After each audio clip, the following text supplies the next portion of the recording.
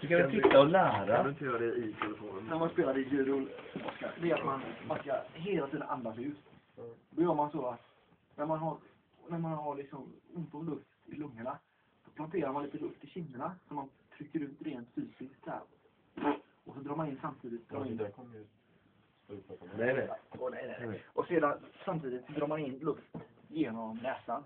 Det betyder att man cirklar så att man hela tiden luft som man trycker in i didgeridoo. Så kan man sitta där med sina dreads och spela.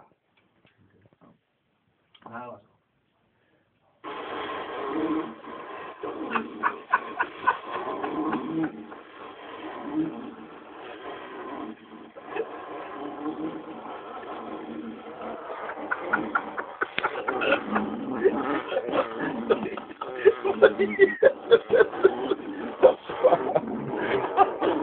Nej, men...